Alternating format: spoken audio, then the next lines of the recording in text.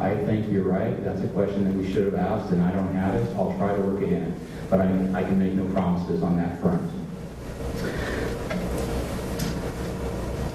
This is the last that you're going to have to hear from me, so my bad jokes are about to end. I'm going to turn the microphone over to our moderator tonight. Our moderator is Dr. Bob Whitcomb from Whitman College. He moderated our debate last year and just did a phenomenal job. For those of you who don't know Bob Whitcomb, I would say that there's nobody in Walla Walla who's more qualified to moderate a debate. He spent over 30 years as a professor of forensics right here at Whitman College. He earned numerous honors. I have to read them because I couldn't memorize them all. His honors included the annual Alumni Association Faculty Award for Service, the Town and Gown Award for Community Service, the Thomas Howells Award for Distinguished Teaching in Humanities. And in 2009, he was named the Washington Professor of the Year, an award sponsored by the Carnegie Foundation Council for Advancement, Support, and Education in honor of extraordinary dedication to teaching. Frankly, I think all of that embarrasses him a little bit as I mention it. But to me, it says a lot about his credentials. But what says more about his credentials is what some of his colleagues and what some of his students have said about him. One thing that really struck me was a quote from Jim Hansen, who worked with him for about 19 years here at Whitman. And he said that Bob is a teacher that students both look up to and frankly want to talk with. He's the professor that folks come back to decades later and seek out his guidance because he had that kind of impact on their lives. The other thing that stood out was frankly a quote from Bob himself that really shows a lot about his worldview. What he said was, the most important lesson I learned is that being an outstanding, actually this is a quote from one of his students. The most important lesson I learned from Professor Whitcomb is that being an outstanding scholar and becoming an outstanding professional are only possible by being an outstanding person. Those are the types of lessons that Bob imparted to his students over 30 years here at Whitman. And I think that if we asked him, he would say that that lesson also applies to being an outstanding candidate in debate. And so I'm going to ask him to enforce that and make sure that all of our candidates are professional, polite to each other. This is a debate. We like discourse, but we like discourse in a professional manner. So with that, I'm going to relinquish the podium. You don't have to hear from me again this evening. And I'm going to turn it over to Dr. Bob Whitcomb. Please join me in welcoming him.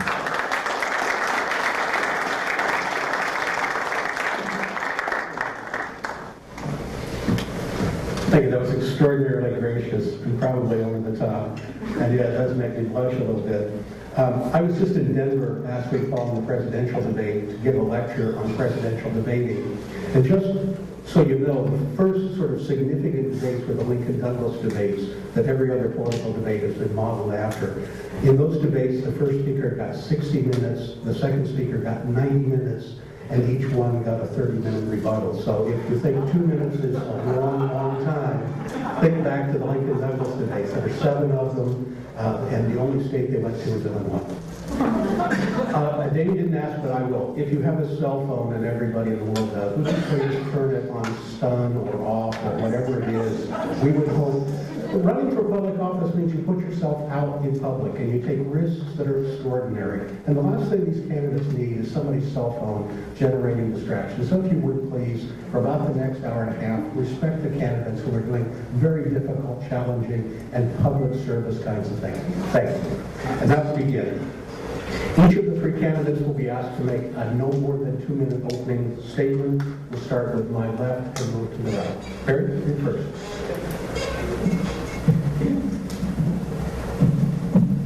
Okay, first of all, Damien, thank you very much in the chamber and you folks for coming out here tonight. I think this is a great opportunity for us as candidates to have you guys listen to us personally.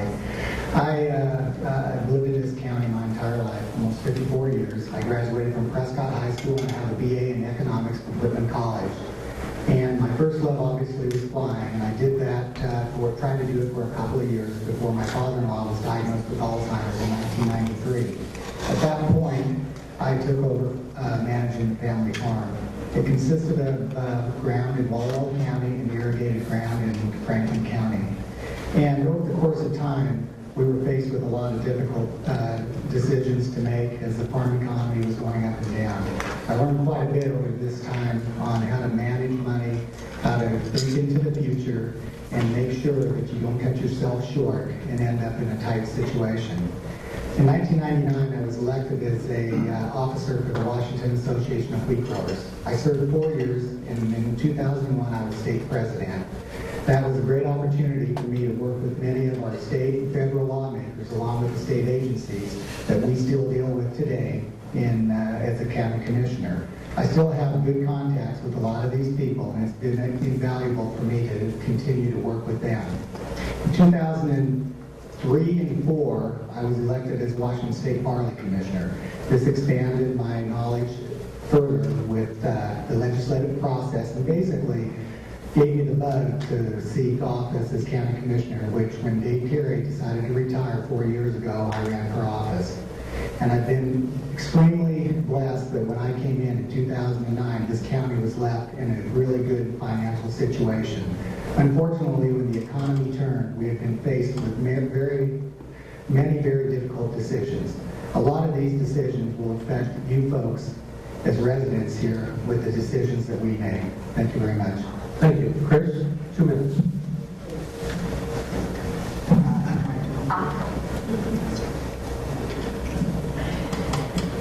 One of the reasons why I decided to run for county commissioners, I think I have a balance, I bring a balance and a perspective to the Board of County Commissioners that isn't just missing from the county commissioners, but it's needed.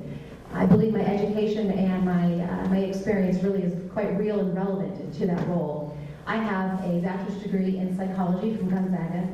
I have 2 master's degrees, one in teaching and one in social work, and I'm just finishing up a doctorate degree in educational leadership from WSU. With that education, I have spent the last 20 years working in Walla Walla with the very people that our county represents. I've worked as an elementary, middle school, high school, and college teacher. I have worked in social service, mental health, and child protective services. And I think that perspective, that experience with the very people that the county represents really brings a nice balance and a perspective to the role of county commissioners. When the county makes decisions, it greatly impacts the people that live in this community. And I think having that firsthand understanding of those decisions and how they impact families, how they impact the economy and jobs, is the balance and the perspective that I bring. I think additionally, in my role in education and in social service, I've learned that if you want anything to happen, you've got to fight for it. You've got to go for it. And that has absolutely shaped who I am. Because I am relentless when something matters. If it is important enough to go for, then I am not going to give up until it happens. And that's what I would like to do for all of the county. If something matters, if something is important, then I'm not going to let up until it happens for you. Thank you. Thank you. Kristen Perry, our candidates for District 2, representing District 1 is Jim Johnson. Mike Spinks is not here tonight. Mark Spinks. Mark, sorry. I want to thank the Walla Walla Chamber of Commerce, Dr. Whitcomb, Whitman College, and all of those in attendance tonight. I appreciate that you're here. And those who may be listening, I understand we're streaming online as well. So that's a very good thing. My name is Jim Johnson. I've lived in Walla Walla for 37 years. I came here, I was born and raised in Seattle. Upon graduation, I moved to Walla Walla. I took a job in public accounting. 8 years later, I was fortunate enough to purchase the business, and for the last almost 30 years, I have owned and operated Jim Johnson & Company, a public accounting firm here in town. I've had the privilege of signing the front side of a paycheck. I know what it's like to run a business, and in my dealings with many different types of businesses through my work, I think I have some skills in the area of accounting, finance, and budgeting that lend themselves very well to being a county commissioner. I've also been very involved in the community practically from the day I moved here in terms of volunteer work, serving on boards, commissions, task forces, etc., both nonprofit and governmental. I've been a coach of Little League girls and Pony League boys, and I've been very involved in the community for that entire time. I also think I bring some leadership and temperament skills to the position of county commissioner that I think are extremely important. I've been chairman of the Walla Walla County Republican Party for nearly 8 years, and that will end at the end of this year. And in that position, I've been able to bring people with some diverse opinions on how to get to a goal together to form consensus, and I think I bring some of those skills to the County Commission. I was fortunate enough to be able to win the appointment when Commissioner Loney resigned ahead of schedule, and I've been on the job as your County Commissioner since May, and I would appreciate the opportunity to continue to do that for the next 4 years. Thank you. That completes the opening statements. Now these will be a series of questions that were written for the chamber. They're questions that I received just a few minutes ago. If they were my lecture notes, they'd be in 14 or 16 point font. So I haven't had a chance to memorize them, and they're smaller than normal. So we'll begin at this end with Perry. I'll ask the question. They're actually rather complicated, but absolutely solid questions. So we'll start at this end, work our way to the other end, ask the first two questions. Each will then get a 1-minute rebuttal, and then we'll move to Jim, who will not have a rebuttal because there's no opponents in. First question for Perry. The Walla Walla business community was hit hard during the recent recession, and economic recovery has been slow. One of the results of this slow recovery has been a significant strain on the county's budget. If elected, what will you do to support the business community and to stimulate economic growth? Well, you're absolutely right about the economy being hit hard.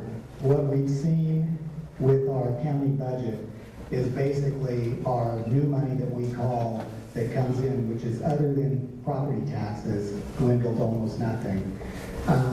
Sales tax has been staying flat, property taxes are flat, and for enticing economic growth, there's not a lot that we can do as commissioners, but we do work closely with the port.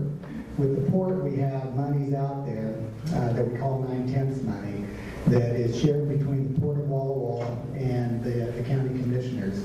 That's money that's returned from the state. When you have to apply for these types of monies, and then to meet certain criteria, it has to do with economic development. And then what we can do with that, we can grant those dollars. Some of the monies where this has gone to has been, I believe, just recently, the city of College Place got some to improve their roads. And this is something that's very important for us because if we can get more economic growth here, if we can get sales tax rising, we won't be so dependent on putting that burden on the taxpayers. Economic growth is what's going to drive this county. When you have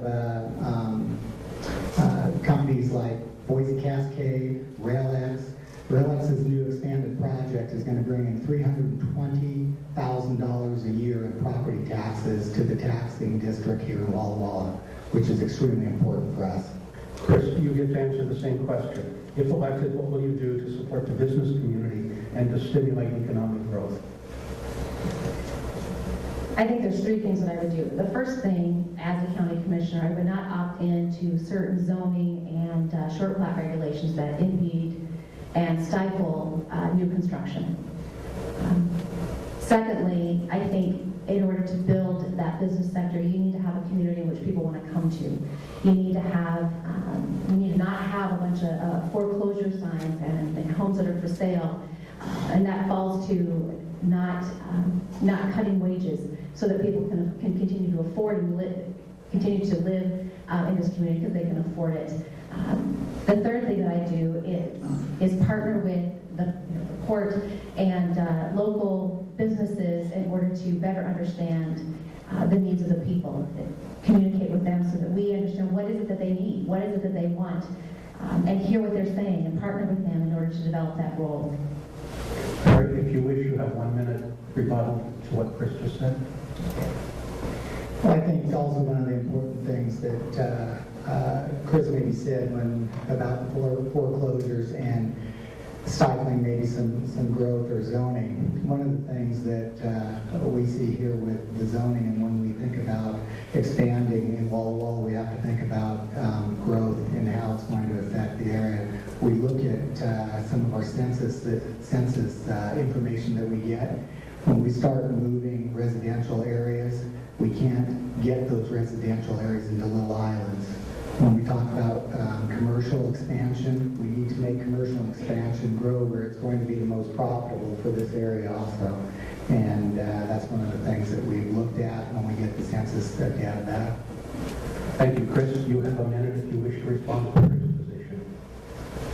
In regard to the zoning and short plat regulations, I understand that there's certain things that limit, what we can do when it comes to zoning, but from what I understand, there's something called a liquefaction that we opt in as the county, and what that requires is that new homes must seek approval from a city, or not city, but just a building engineer, in which before they can build. So that's some kind of I don't know what in and out, but there's a soil test that you have to take and pass before you can build on that new home. And from what I hear from realtors, that has absolutely impeded progress and it has prevented people from wanting to build. And yet it's unnecessary. It's for places in which you live in a high earthquake area, and we don't. It just seems ridiculous, and that's what the realtors are saying. It has really prevented some new construction and growth. Thank you. Jim, you have a minute and a half to deal with the question of what would you do to support the business community? A complex question. I think you described these as complex questions. Hard to answer a complex question in a minute and a half. So I'll take a little different tack. And I agree with much of what's been said by my other two seatmates, or whatever you want to call it here. It's important that the Walla Walla County Commissioners partner with the other economic development agencies in town whose primary responsibility is economic development. One would be the port, would be the Chamber of Commerce, other community organizations that are geared toward economic development. That's not the primary role of the Walla Walla County Commissioners. We're the executive and legislative branch of government all in one. And although economic development is extremely important, we're more concentrated on, the day-to-day operations of the county and making sure that county government serves the people. Now, having said that, there's a lot we can do to support economic development. One of the things that I've been trying to get involved in since I've been a commissioner is some of the local volunteer organizations who have worked hard to take back their communities. The Washington Park area, the Jefferson Park area, the area over on Edith and Carey Streets over by the penitentiary. If you haven't been to those areas lately, go take a look. Those areas have really improved over the last year or so, couple of years. And when our neighborhoods are clean and nice and safe, that's attractive to people who might want to come and bring industry and well-paying jobs to this area. And I think that's the one way that you attract people. The other way is by keeping your infrastructure up, and we've certainly tried to do a good job with that. Thank you, Jim.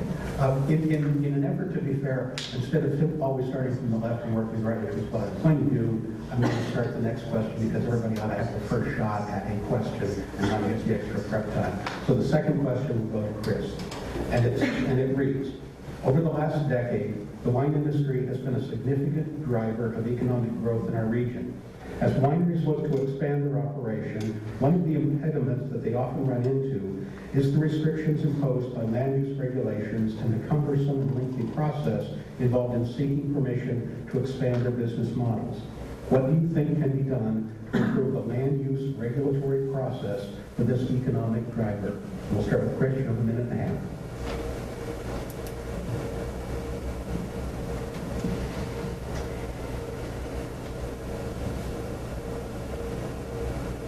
I'm not sure I know. That's a good question, because I'm not familiar with the zoning and the regulations that are impeding the progress in the wine industry. So I'm going to be honest, I'm going to defer to my opponent, who might have a little bit more information in that particular area. Okay, Terry, you have a minute and a half. Well, to be honest with you, I didn't know that that the wine industry had faced issues with also moving forward. I know that some of the issues that they have had with zoning, I don't think that we really have seen lately. With the wine people that I've talked to, and just as recently as this morning or this afternoon with one of the ones from Spring Valley Vineyard, I haven't heard anything that they are being impeded with moving forward myself either. I'm sorry. Chris, you wish to have a rebuttal? No, I don't. Terry? This is so easy. The sweetest thing you ever saw. Jim, you get the third shot at a question here with the wine industry. Well, and unfortunately, I don't have a really good answer either. But I can just tell you that in many cases, our hands are tied by things like the Growth Management Act and other rules and regulations that we're forced to live by because those are handed down from the state. And if we don't live by those rules and regulations, then federal and state monies that we might get for different things just don't come. So I'm not aware of any situations really where wineries in particular have been impeded. I know early on in the wine industry, when the wine industry was growing in this area, that there were some occasions where grape growers and other farmers had some disputes over certain things. But I think by and large those things have been worked out. The large proliferation and number of wineries we see in the area would indicate to me that there hasn't been a real impediment to growth. And and it seems to be certainly a good thing for the area.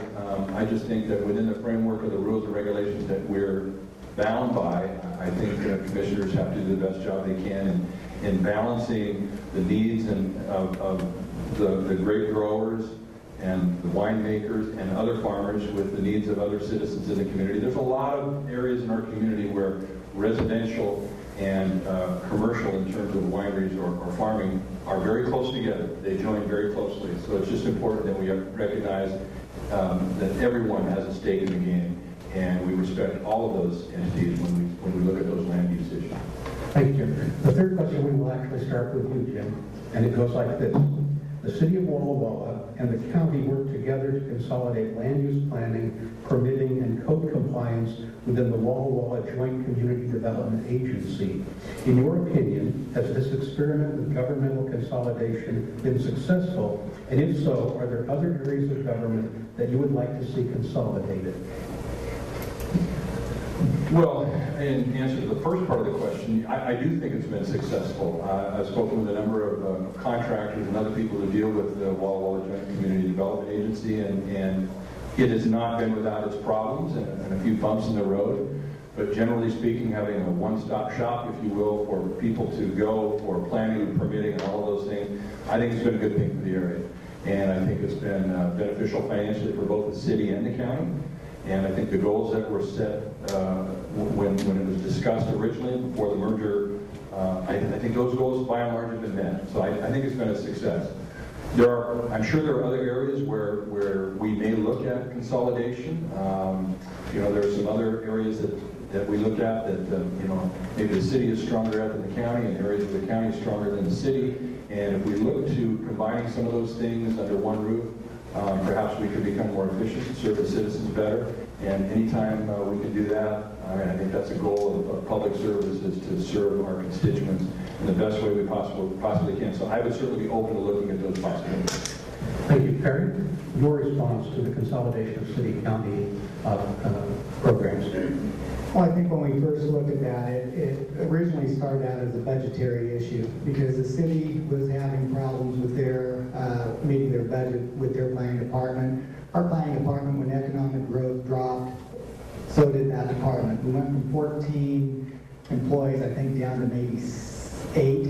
And at first it was a budgetary reason why we did it, but then when we looked deeper into it, can we provide services to the people, and so they don't have to go to 2 or 3 different places to get their permits.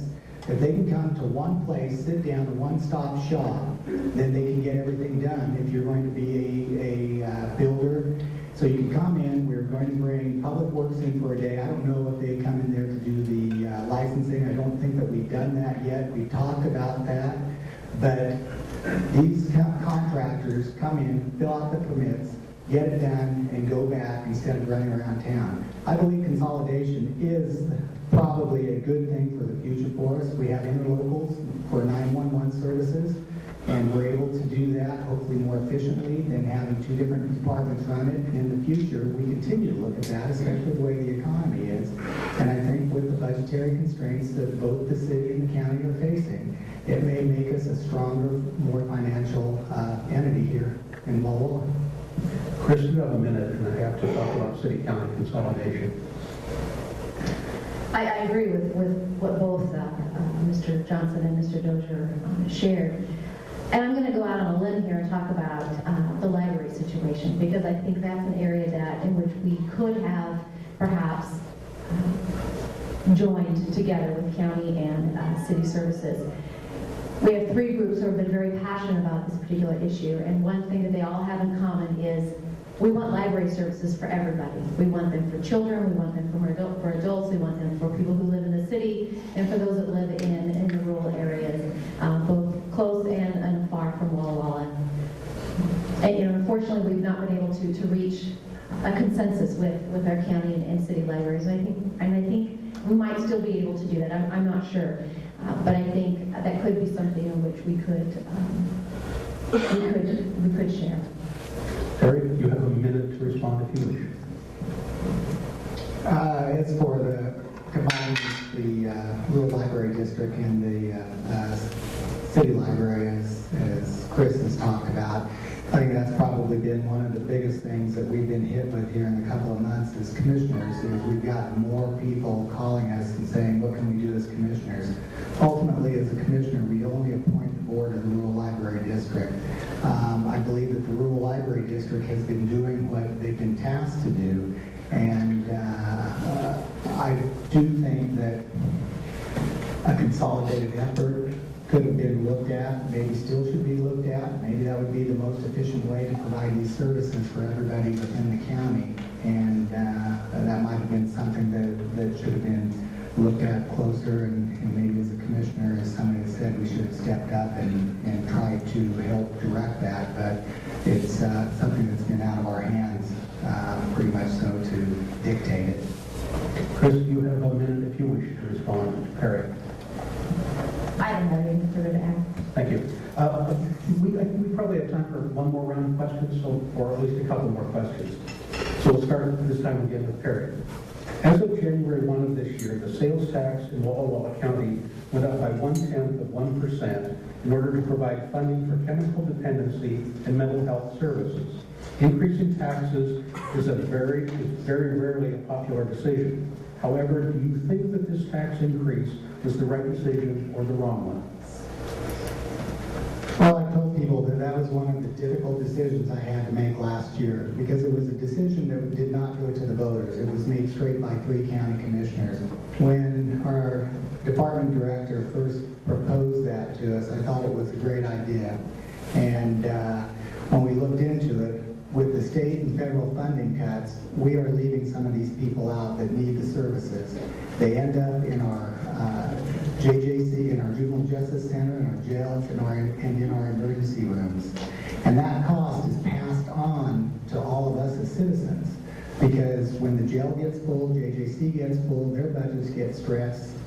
I had my sister who worked in ER call me one morning and said, Perry, get in here, the doctors want to talk to you about passing this.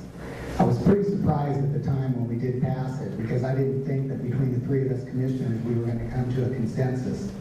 And after 9 months, I believe, of taking public comment, we all agreed that this was one of the most important things we can do, is to help those people and try to take that other burden off the other departments and the other citizens here.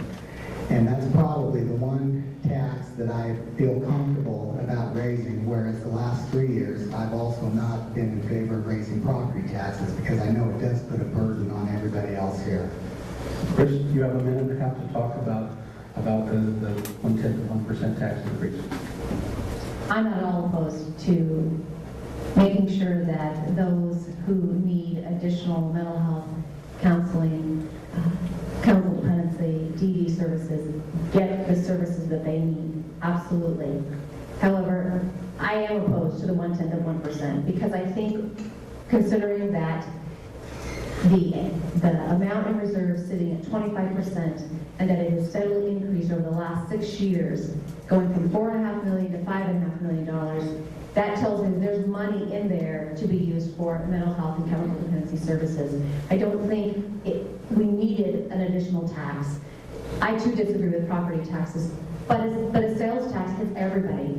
And if you're going to institute furlough days, and if people are losing their jobs, and there's a freeze in salaries, then one additional tax, even if it's a 0.1%, on everything that you buy, hits everybody. And it hits the very people who actually are benefiting from those increased mental health and chemical dependency services. Given that we do have a 1% sales tax, I do hope that all of the money actually goes towards mental health and chemical dependency services for new and improved services. Perry, you have 1 minute if you wish to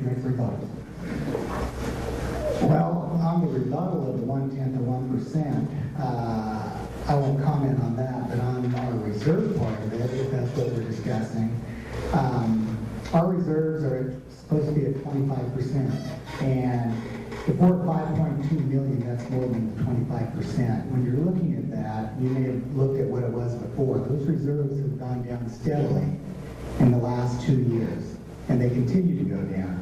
Now, if you try to operate continually with continual costs off of your reserves, there won't be reserves there. Those don't get replenished. Those were for emergency situations. That's what they've been used for, is for emergency situations.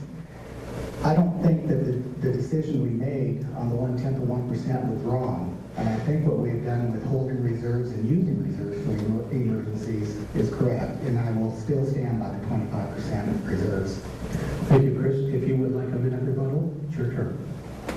I'm not opposed to having 25% reserves when times are good. Absolutely, you need to grow that account when times are good. But times have been bad for a long time, and the information that I have in regards to the reserve account increasing is the very report that's published on the web. So I just pulled that document and in obtaining a public disclosure request and getting the last 4 years, I can see that it has gone up steadily for the last 6 years. So there is money in there. The tax, although the purpose was awesome, it was not necessary. Thank you. Jim, your turn to answer the question about sales tax increase for chemical amendment. Well, before I address that, I would like just very briefly to address the subject of the reserve. That's a complicated issue, way too complicated to cover in a minute and a half, and I would encourage everyone, the county commissioners are going to hold an information night to discuss the budget coming up very soon. We'll make that public, and there will be information there, a lot of information about those reserves, and you can find out exactly where they are, what they're earmarked for, and why I don't believe that they should be tapped for that project. I was in favor of the 1/10 to 1% after a lot of soul searching. As I said, I've been the chairman of the County Republican Party for almost 8 years. Rest assured, we had a spirited debate about raising taxes, and not everyone was in agreement. I was in agreement because, to me, the services that were lacking represented a public safety issue as well, and an issue of helping the people that were not getting the help, that would then potentially be a public safety issue that would impact our juvenile justice center, impact our corrections, impact our sheriff's department, because let's face it, some of these people with chemical dependency problems and mental health issues become a burden to our public safety departments. And I was in support of the 1/10 of 1%, and I still am. Thank you. That concludes the set of questions produced by the chamber. The next set of questions were solicited from the candidates to be addressed to their opponent. They were allowed a maximum of 2 questions. Not everybody is going to ask 2. And since Jim's opponent is not here tonight, he's going to sit quietly while Chris respond to each other's rather direct questions. So this question is for Perry Dozier from Chris Blackman. You have a minute and a half to respond, and there will be no rebuttals on these. In 2003, the voters of Walla, and this is a question you're going to, all of these are wrong. In 2003, the voters of Walla Walla County authorized a countywide sales and use tax in the amount of 0.3%, referred to as the Law and Justice Fund. This increase in tax, as stated on the ballot, was to be used to supplement existing services and to keep law and justice employees, hire additional personnel, maintain law and justice equipment, and reduce the overcrowding in the jails. The tax was not to be used for anything else. Yet according to the county auditor's annual financial statement, between the years 2006 and 2011, the amount of money spent on law and justice was significantly less than the actual amount received. In fact, during the last 6 years, over $1 million has not been spent. Given the continued criminal justice needs in our community, like the emergency radio system, why has the commissioners refused to spend the money on these needs? Well, the law and justice tax brings in about $1.2 million a year. And I can't really talk to the years that before I was a commissioner. Along with the $1.2 million, the state gives us $460,000. The law and justice tax is for the purposes that you stated, and it's been used for that. And some of the departments did not spend those dollars. So at the end of the year, those funds went back from the ending fund balance into the beginning fund balance. Over the last 3 years since I've been a commissioner, we've been spending down the ending fund balance by almost $300,000 a year for the last 3 years. This year at our budget meetings, we had a meeting with all of those entities that do use that tax. The PA's office, the clerk's office, Superior Court, JJC, the sheriff's office, and the commissioners asked that they look at only or leaving a reserve in there. Based at the current rate of spending, there will not be any money left after 1 more year. And then we're going to be living on the $1.2 million a year that we get in the taxes. And we don't know what the state legislature is going to do because we've cut from 460 to 430. We've asked that they look at having a reserve there so they are not faced with not having any money. And the one problem with that fund is that it is heavily funded for employees, which go up every single year their costs. So it's hard to keep pace with the lack of revenue coming in. Thank you. The next question is for Chris Blackman from Prairie Dozer. You have 1.5 minutes. Many of the tough decisions a commissioner makes are related to budget and business management. These decisions have impacts on the citizens and employees of the county. Saying that I will close a budget gap by reducing reserves does not look at the long-range impacts. Specifically, what is your background and experience in business management and a multi-million-dollar business? Oh, I have zero experience in multi-million-dollar business. When it comes to budgeting and financing, I don't have a degree in economics. I have a degree in people. And when it comes to working with people and helping them with that particular issue, that's something that I have a background in. I can tell you that I've worked with several nonprofit organizations in helping them build their finances and make sure that they're always operating in the black. I've worked with organizations as an executive board member and as also as a treasurer, and working to ensure that the money that is coming in is being used for the right purposes. Those that are earmarked for certain things are being spent on those particular areas.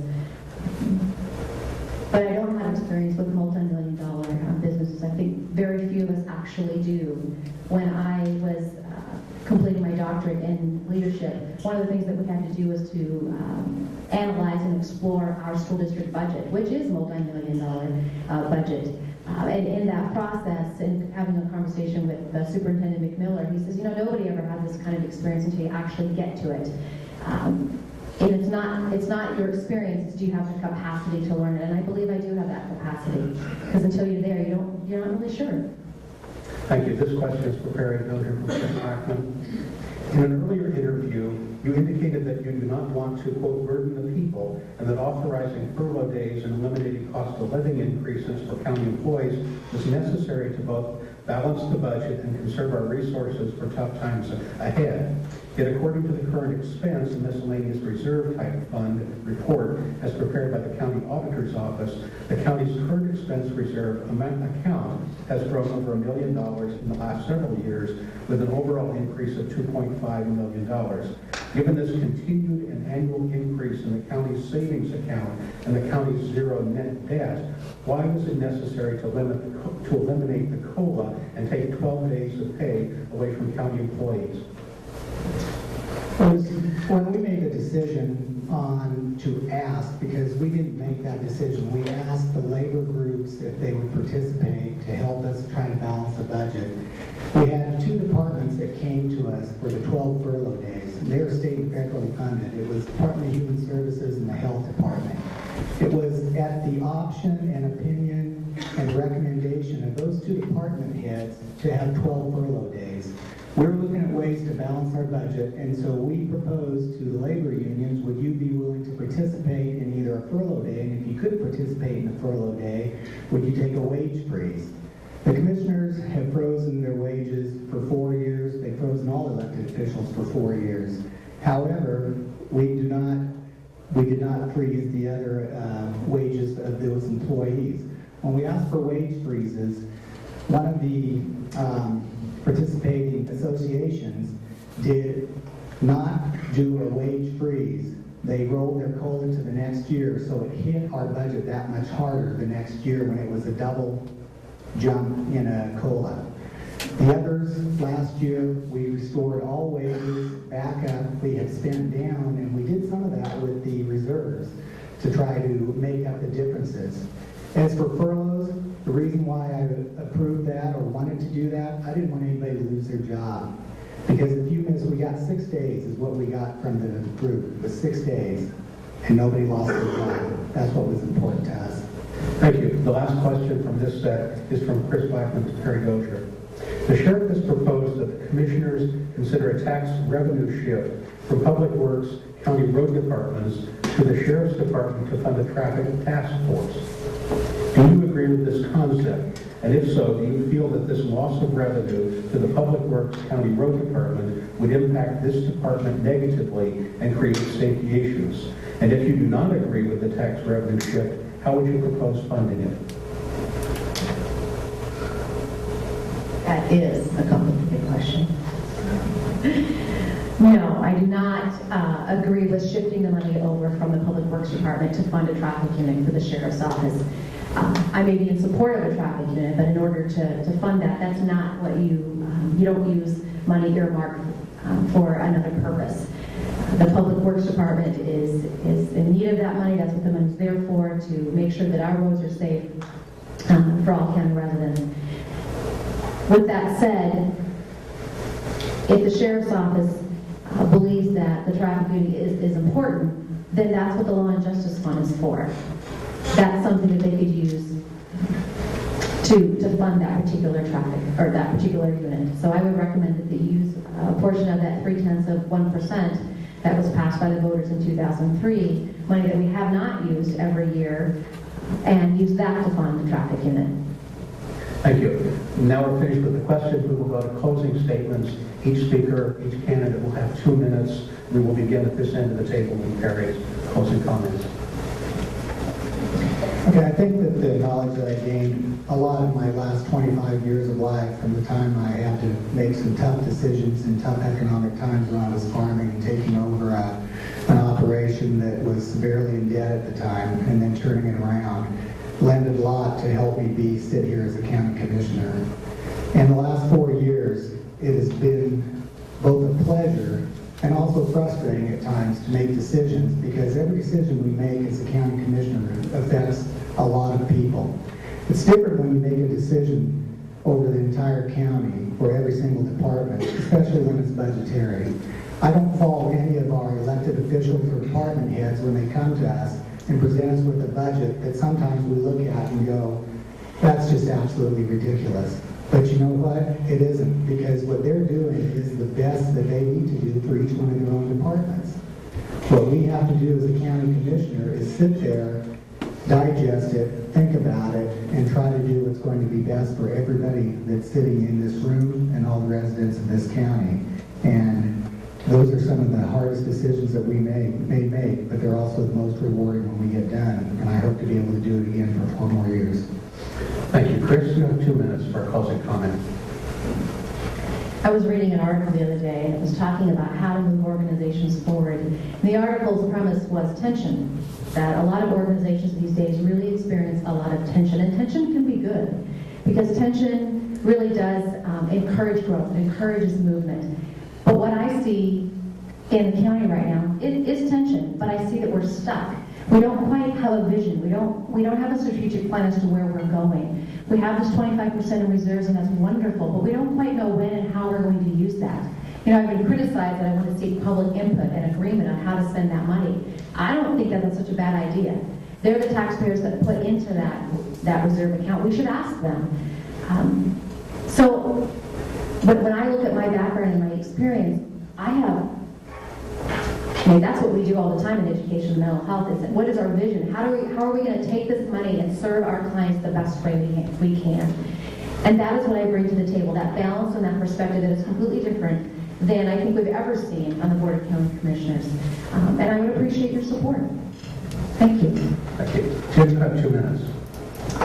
Well, again, I want to thank the Chamber, Dr. Withicum, and all of you for attending tonight. And I would just encourage all of you to continue to educate yourselves by coming to our County Commission session and really see what's going on and avail yourself of the opportunity to come. We have an information night to talk about the budget because we will be going into detail on some of these things that have been touched on very, very briefly tonight. And again, it's difficult to get a full understanding of the county budget and those reserves and all of the issues that we face in a minute and a half or 2 minutes. I just want to say that, again, I've lived here 37 years. My wife, Linda, is with me tonight. She always hates it when I point her out. I have raised 4 children. Now we have 6 grandchildren, 3 of whom live here in Walla Walla County. Walla Walla County is part of who I am. It's formed who I am as an individual. It's helped me become the kind of father and hopefully grandfather that I would like to be. And I think I have skills that I bring to the county commissioner's position that can be of value to the citizens. My work background, my leadership qualities, my record of volunteerism, I think all lend themselves very well to being a county commissioner. I wish my opponent had been here tonight. He chose not to be here. I'm not sure why. I think an exchange of ideas among people, vying for office is healthy, and I think the forum is a good way to do it. I wish he had been here so we could have heard from him. Again, I appreciate you all being here, and I would just ask for your support in November. Thank you. Thank you very much. I'd like to thank the candidates for District 1 and District 2 county commissioners. I think it's been very informative. We're going to take a very short 5-minute break to reset the stage and invite in Senator Hewitt as we can move in that direction really quickly. I am rather compulsive about time, so you have 5 minutes, and I will start talking in exactly 5 minutes. Thank you.